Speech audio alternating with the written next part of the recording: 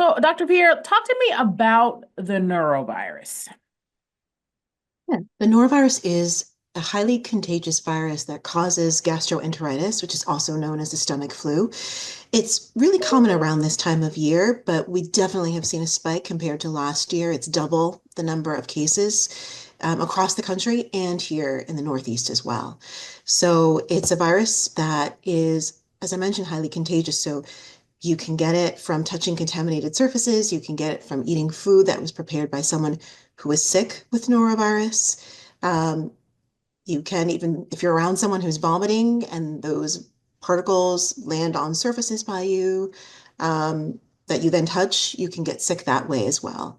It only takes about 10 viral particles to get sick with norovirus. So that's why it's really important to know how to protect yourself against it.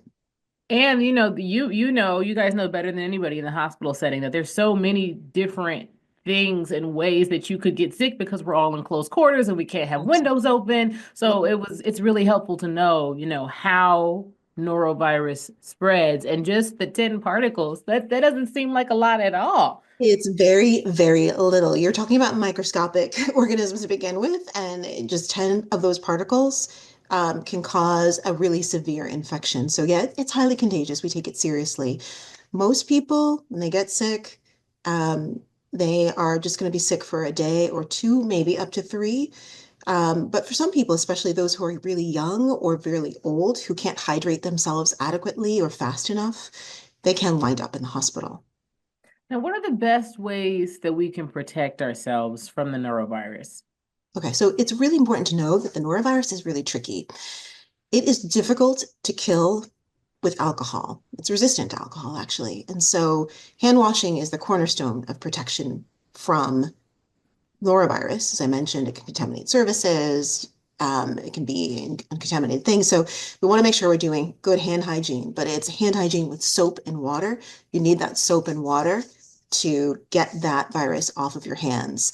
And I recommend, especially if you have someone in your household who's sick, or you're in an area where there's lots of people congregating, to use bleach to wipe the surfaces. That's what it's going to take to get rid of the virus. Other things you can do to protect yourself, make sure that in addition to the good hand hygiene that you're doing before you eat, before and after you touch surfaces, making sure that you are staying hydrated, if you have people in your household that are sick, this might sound a little bit rude, that they're isolating so that you don't get sick from them. So those are the main ways to keep safe. Well, this is all good stuff. And at least, viewers can say, hey, listen, honey, I'm not trying to be rude, but Dr. Pierre told me That's I've got to right. put you in the corner for a little while. I'll Gotta I'll go. take care of you, but you gotta go over there. That's correct. Yeah, we want to make sure that we all stay healthy. It's important for the person who's sick that you stay healthy so you can continue to take care of them. And another thing to make sure of to know if there's someone who's sick, whether it's you or someone in your household, the other tricky thing about norovirus is that the person who's sick can be infectious for up to 2 weeks after they have already gotten over their illness. So when we were asking kids who are sick, or people, or employees who are sick, when they should come back to work, it's 2 days after they've gotten over their illness, ideally, to cut down on that infectiousness. But people should continue to practice really good hand hygiene around this time period, to avoid getting sick, because you don't know, even if someone got better 2 weeks ago, they could still be shedding virus. Now, can the norovirus be deadly? Great question. So as I mentioned, most people are going to get, they're going to, you don't need to go to the hospital. You're going to get better in a day or two. Hmm. But some people do have a lot of volume loss with all the nausea, the vomiting, the diarrhea. They may not be able to take in fluids. And so it's really important, again, if you're not able to keep fluids down, if you're noticing that you are passing less fluid, if you're urinating less, if you're dizzy or lightheaded when you stand up, those are good signs that you're not replacing your water volume and you need to go to the hospital. It's very, very rare for this to be deadly.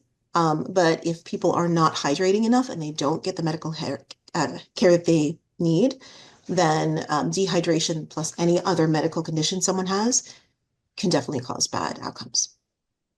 And my last question for you, so far, I mean, I know that this is only January, but has this year so far been worse than other recent years, would you say? And if so, why? Yeah, so as I mentioned, we're already seeing double the number of cases compared to last winter. So yes, it absolutely is worse than what we've seen. And we actually have seen increases year over year in the past 3 years as well. So yes, we absolutely are seeing an increase in norovirus. We're not entirely sure why, but there are at least three factors that probably come into play. One is that we're much more comfortable congregating. We're taking advantage of those post-COVID, sense of I wouldn't say disinhibition, but like we're able to congregate together to meet with each other, and we have a lot of lost time to make up for. And so there are a lot more events, a lot more trips and travel, a lot more places where people can congregate together in enclosed spaces. That makes it easier to transmit the virus. The second thing is that we actually are maybe seeing more, but we are actually capturing more norovirus as well, because our tests have actually improved to the point where we're doing more general testing for norovirus. We're able to capture this on tests that we weren't doing before. And so there might be a little bit of an artificial inflation of that. But the thing that most people are looking at as the cause for the increase in the numbers is a change in the strain of norovirus. Just like we have different flu strains, we have different norovirus strains as well. And the strain that's circulating this year is much more transmissible than years before. And it replaces what we've been seeing circulating, at least in the United States, for the past 10 years as the dominant strain. So a new strain has become the dominant strain. We don't have as much as a population enough immunity to it. And so we're therefore more susceptible to infection with this newer strain of norovirus.